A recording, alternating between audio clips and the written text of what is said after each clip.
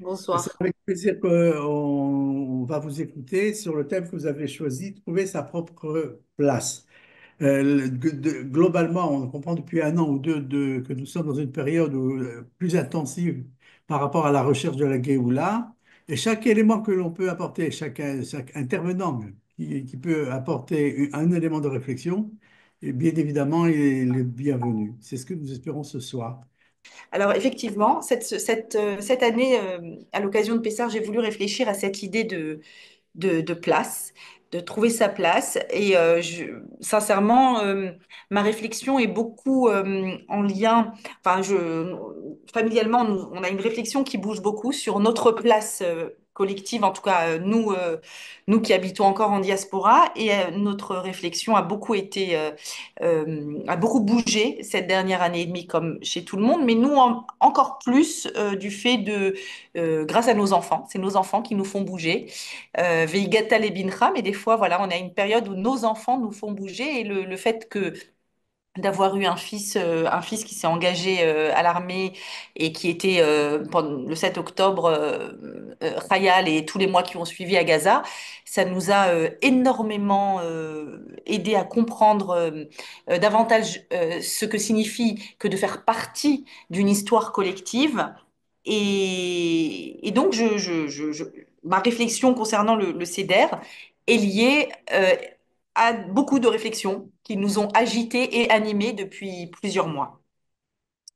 Alors, trouver sa propre place parce que effectivement, on arrive vers le soir du CEDER et on fait beaucoup de CEDER en ce moment, tous dans nos maisons. Bon, on espère qu'on arrive au bout du CEDER en tout cas en termes d'ordre et de rangement. Et il faudrait, d'abord, je voudrais, premier élément, faire bien la différence entre Nikayon et Seder. C'est pas du tout pareil. Le Nikayon, c'est le nettoyage et c'est quand on passe de l'eau et on jette ce qu'il ne faut pas, ce dont on n'a pas besoin. Alors que le Seder, c'est quand on retrouve sa place. C'est quand les objets retrouvent leur place. Et je trouve ça extraordinaire que même techniquement dans nos maisons, les choses retrouvent leur place et ça fait plaisir de remettre les choses à leur place. Mais aussi, mais aussi, on va aller crescendo, puisque quand on va arriver le soir du Seder, on va arriver au soir, j'ai envie de dire, de la place. Parce que le Seder, c'est un ordre, mais qui dit ordre dit que l'un passe avant et l'autre après. Et donc chacun, si je parle d'un Seder, par exemple, un Seder au niveau numérique, eh bien, il y en a un qui vient avant et un qui vient après, et il y a une forme de continuité. Et donc, la réflexion, c'est à quelle place je place chacun. Alors, il y aura le plateau du CEDER où les éléments vont être à leur place. Et il va y avoir aussi, pendant cette soirée du CEDER, l'acte de transmission majeur dans le peuple d'Israël, dans lequel, remarquons-le, chaque enfant a sa place. On parle de chacun des enfants, de chaque type d'enfant en tout cas. Et d'ailleurs, on parle même de la place du tout petit, du plus jeune qui va poser la question de Manishtana, qu'on initie à la question. Donc, la question de la place est réellement fondamentale. Excusez-moi, je vais juste fermer ma porte parce qu'il y a un bruit qui me dérange. Ah, voilà, quelqu'un me la ferme. Merci. Si tu peux leur dire de faire moins de bruit, merci. Et donc, on va mettre, le soir du CEDER, il va y avoir une place donc, pour chacun. Et je voudrais juste rappeler cette définition du Rav Volbleu que je trouve extrêmement significative. Il donne la définition suivante de Galout et de Géoula. Galout, l'exil, Géoula, la délivrance. L'exil, c'est quand le peuple d'Israël n'est pas à sa place. La Géoula, c'est quand il revient à sa place. Alors, le peuple d'Israël, mais on peut aussi parler par exemple d'une galoute de la pensée, quand nos pensées ne sont pas en place, quand nos mots ne sont pas en place. Ne dit-on pas en français, j'ai dit un mot déplacé. D'accord? Donc un mot déplacé, c'est le mot qui a été dit et qui ne va pas pouvoir atteindre son objectif puisqu'il était déplacé. Donc le soir du Seder, c'est vraiment avant, en amont, on met les choses en place. Et le soir du Seder, on essaye d'octroyer une place à chacun, à chacune, à chaque question. Et d'ailleurs, même ce qu'on va manger va avoir sa place. La place du carpas, la place du maror, la place du sandwich. qu'est-ce qu'on prend avant, qu'est-ce qu'on prend après, etc. Donc, vous voyez qu'on fait extrêmement attention à mettre les choses en place. Et je crois, puisque j'enseigne la Torah, mais j'ai une deuxième activité, je suis thérapeute familiale et de couple. Et cette histoire de place me préoccupe beaucoup dans mon travail de thérapeute, parce que vous le savez, certainement, les familles sont très animées par la question de la place. Est-ce que je suis à ma place ou pas à ma place dans ma relation avec ma fille, avec mon fils, avec mon époux? Et on cherche sa place. On passe sa vie à chercher sa place, au travail aussi, on peut chercher sa place d'ailleurs. On peut changer de place, on peut changer de travail. Et en général, la place que l'on a dans sa fratrie, puisque c'est une fête très familiale, Pessah, de regroupement familial, depuis l'époque de l'Égypte, rappelons-nous, la Torah nous dit que la famille se regroupe autour du, du père de famille, d'un père de famille avec la quantité d'agneaux pascal en fonction du nombre de personnes. Donc, c'est resté une fête extrêmement familiale et de transmission.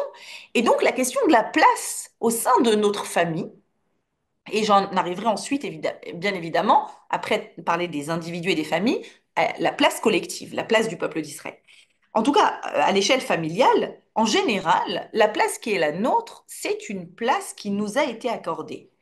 On va dire pendant des années, ah, moi je suis l'enfant du milieu, moi je suis l'aîné, moi je suis celui qui devait toujours être responsable de tout le monde, moi je suis l'enfant rebelle, ou bien on me voit comme un enfant rebelle. Je ne vais peut-être pas dire je suis l'enfant rebelle, mais on m'a toujours vu comme étant l'enfant rebelle. Ou le sage, qui n'est pas une place forcément meilleure, l'enfant sage qui dit jamais rien, mais qui n'en pense pas moins, mais qui n'ose pas dire peut-être. Et donc, c'est souvent, ce qui m'intéresse ici, c'est que la place que nous avons est souvent une place qu'on nous a accordée. Et faire ce travail de galout vers Géoula à l'échelle personnelle, c'est souvent un travail dans lequel on ne va plus prendre la place qu'on nous a donnée, mais on va prendre la place que l'on veut désormais avoir. Là, ça peut être en tant qu'épouse, en tant qu'enfant, en tant que parent. Est-ce que mon rôle de maman, c'est le rôle que mon enfant m'accorde en tant que maman, ou est-ce que je veux moi-même avoir un autre rôle? Je veux plus être cette maman-là telle que je l'ai été jusqu'aujourd'hui. C'est une autre maman que je voudrais être. Mais dans ce cas-là, si j'attends que mon enfant me donne cet autre rôle de maman, je peux toujours attendre. Puisque cette idée de Géoula, c'est justement d'être actif et de prendre sa place, de prendre sa propre place. Et donc de pouvoir devenir la maman que je veux être, de pouvoir être la sœur que je veux être, l'enfant que je veux être, et d'être davantage alignée en tant que maman, sœur, etc. Et donc, le soir du Seder, et dans cette économie familiale, où il y a d'ailleurs ces quatre types d'enfants, à nous de réfléchir finalement si nous avons une place qu'on nous a octroyée ou si nous sommes capables de prendre notre place. Et voilà, à nous de devenir actifs. À nous de devenir actifs dans la place qu'on veut prendre. Et dans mon travail de thérapeute, c'est comme ça qu'on met en action et en mouvement les familles. Quand on travaille avec les familles, pour pouvoir prendre sa place. Et ça, c'est à l'échelle donc des familles et à l'échelle individuelle. Et comme je vous le disais en introduction, le fait que d'avoir eu un fils qui a pris sa place, il a pris sa place de Khayal, il est allé, il a été de nombreux mois à Gaza, et tout ce que cela a signifié comme bouleversement pour nous tous, eh bien évidemment, et heureusement, nous nous sommes mis à réfléchir de façon beaucoup plus active sur notre place collective, sur la place du Ham Israël. Et dans mes réflexions et mes études pour cette année à Pessah, j'ai entendu un cours il y a quelques mois. euh, C'était à l'occasion de la paracha de Vaïra. C'est un cours qu'a donné le Rav Shmuel Levin de Deauville et qui m'a beaucoup émue, bouleversée, et à partir duquel je suis allée vraiment chercher beaucoup d'informations sur cette idée de place à l'échelle collective et comment le peuple juif peut-il prendre sa place en Eretz Israël. Comment nous devons non pas attendre que l'on nous donne une place, mais que nous devons nous être actifs et finalement dessiner nous-mêmes la place qui est la nôtre euh, à l'échelle internationale, bien évidemment, mais aussi nous qui sommes des parents, voilà, des parents d'enfants qui font leur alia et qui vivons encore en diaspora, comment sommes-nous, nous, capables d'aller et d'être dans ce cheminement pour prendre notre place? Et s'il y a bien un moment où cette réflexion doit être euh, au cœur de ce qui nous anime, c'est bien le soir du Seder. Alors, comment j'en suis arrivée cette réflexion? Ben, je vous dis, au détour d'un cours sur la paracha de Vaïra, concernant les Arba Leshonot Shel Geoula, que nous connaissons tous, les quatre termes de délivrance qui sont écrits au tout début de Vaïra. Donc le contexte, c'est que l'esclavage est terrible et de pire en pire, que la venue de Moshe n'a pas aidé à même empirer pour l'instant.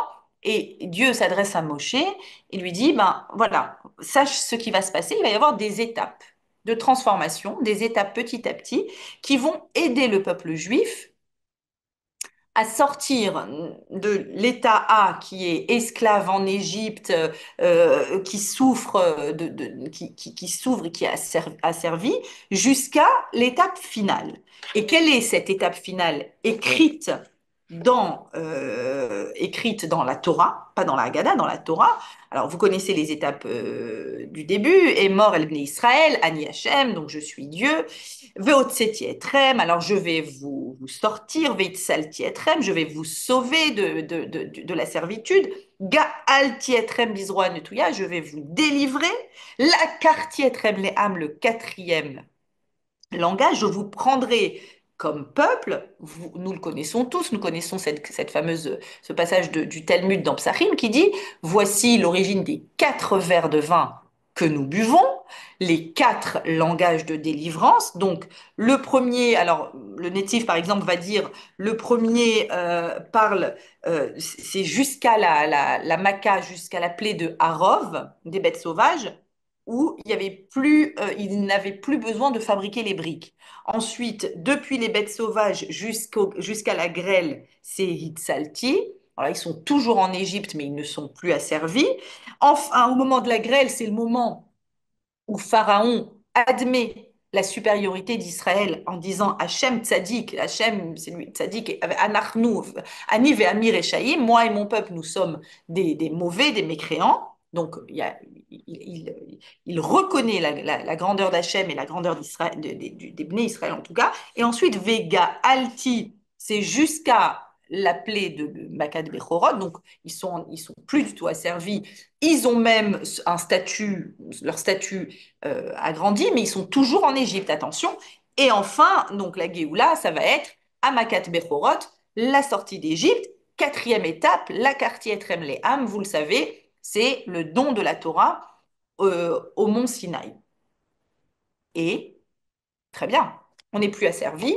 Ils nous ont reconnus Hachem Tzadik, que Akadosh Baruch Hu est notre Dieu, qu'il veut nous délivrer. On est même sorti, on a même reçu la Torah. Il y a même un projet spirituel, éthique, collectif, très bien. Et bah, allons voir dans Vaïra la suite, verset 8, Veheveti etrem el areth, je vais vous amener vers cette terre, celle que j'ai promis de donner à Avraham, Yitzhak et Yaakov, je vais vous la donner en héritage. Venatati ota lachem morasha ani Hashem. Fin du paragraphe. Il y a donc un cinquième euh, langage. Alors, c'est pas un langage de délivrance, mais en tout cas, il y a un verbe qui dit, et je vous amènerai en Eretz Israël. Parce que c'est bien de nous libérer d'esclavage, mais on ne peut pas rester SDF près du Sinaï, dans le désert du Sinaï. Encore faut-il qu'on ait un lieu de réalisation. Et depuis la promesse de Dieu à Abraham, à Brit Ben Abetarim, c'était écrit, je vous amènerai dans un pays, qui est votre lieu. C'est votre lieu d'accomplissement. Et pourtant, c'est comme si on avait coupé ce bout.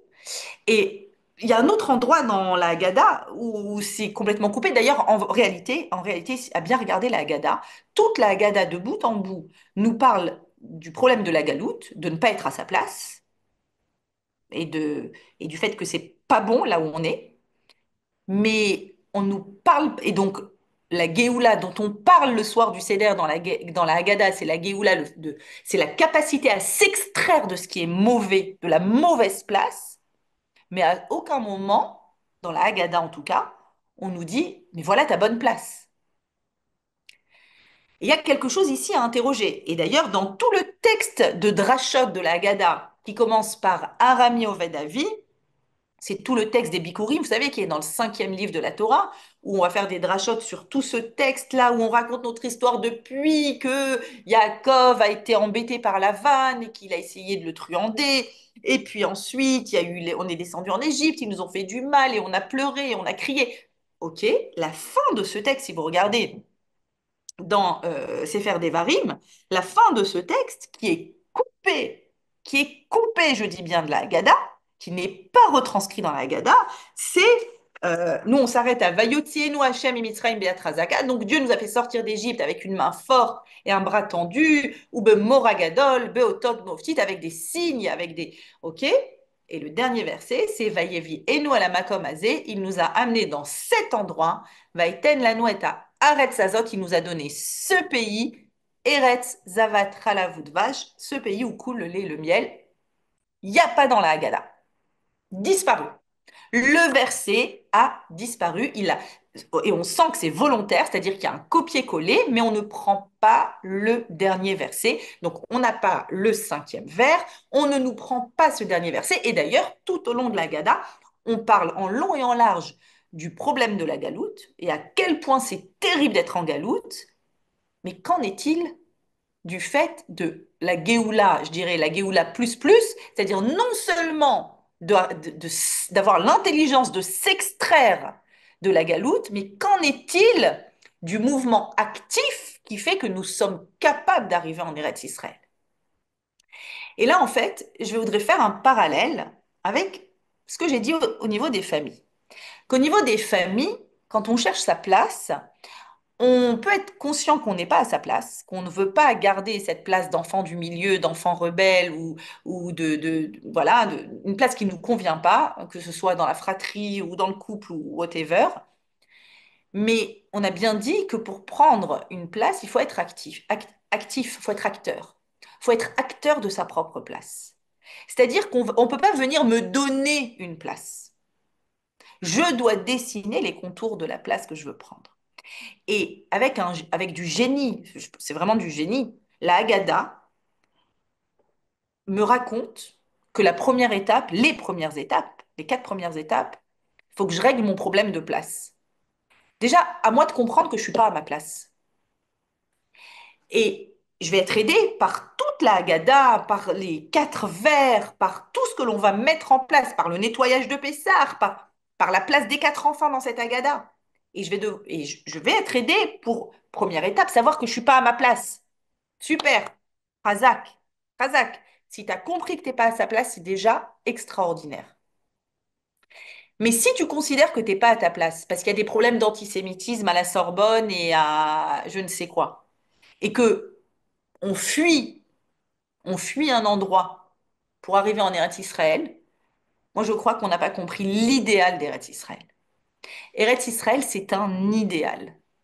On doit être capable d'aller en Eretz Israël. Et c'est à moi que je parle en premier lieu. C'est-à-dire que si j'attends que l'extérieur me donne une place et qu'on vienne et qu'on me dise, voilà, je vais t'expliquer quelle est ta place, et bah, en fait, j'ai rien résolu de la même façon que je ne résous rien à l'échelle individuelle. Si j'attends qu'on veuille bien m'accorder la place que je rêve, dont je rêve, ça va pas être possible.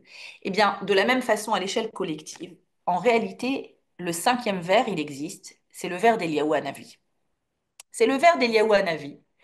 Et depuis que je me suis intéressée à ça, j'ai vu qu'il y a des textes passionnants où il y a certaines personnes, en tout cas quand on habite en Eretz Israël, et je peux l'entendre, il y a toute une réflexion autour de ce cinquième vers qu'on peut, quand on arrive par idéal et par amour en Eretz Israël, on atteint le niveau du cinquième vers. La Haggadah nous met sur les rails. Parce qu'elle se termine en nous disant les Shana Haba Birushalayim Abnuya. C'est-à-dire, si tu n'as pas encore compris que tout ce travail-là de t'extraire de la galoute et de comprendre que t'es pas à ta place, si t'as pas compris que c'est pour arriver en Eretz Israël, alors on va te faire quand même, allez, on va te donner un petit remez, une petite allusion à la fin de la Haggadah. J'espère que tu as quand même compris qu'il y a un vers d'Eliyahu Hanavi et les Shana Abba Birushalayim et n'attends pas qu'on vienne t'extraire, c'est à toi d'y aller. Et c'est à toi d'y aller volontairement, c'est à toi d'être acteur et d'être acteur par passion et par amour d'Eretz Israël et non pas par fuite de quelque chose de différent. Alors, bien sûr, on peut aussi fuir. Il y a aussi cette. Moi, j'ai l'impression que Hachem il nous met un coup de pied, mais ça ne doit pas être notre premier. Notre premier on ne doit pas euh, considérer qu'Akadosh Baruch Hu vient résoudre qu'Akadosh Baruch Hu et qu'Eretz Israël vient résoudre nos problèmes de galoute. À nous de résoudre nos problèmes de galoute. Et ensuite, à nous d'être acteurs de la Aliyah, à nous d'être acteurs de l'idéal qu'il y a dans Eretz Israël, à nous de produire et d'écrire, et même à l'échelle internationale. C'est pas à l'international de nous donner notre place. C'est pas l'ONU qui nous a donné notre place. C'est nous qui sommes à notre place en Eretz Israël. Et Bezrat Hashem, que moi, ma famille et tous ceux qui réussissent à se saisir de tout cela fassent leur aliyah le plus pleinement et le plus authentiquement possible. Bezrat Hashem et Mamash Lishana Abba Birushalayim. Chag Sameach, un grand merci et de bonnes nouvelles. Bezrat Hashem. Merci d'avoir visionné cette vidéo. Je vous invite à vous abonner à notre chaîne InMode pour plus de replays, de conférences, de cours, d'interviews. Cliquez sur le bouton juste ici et vous êtes abonné à l'InMode. À très bientôt.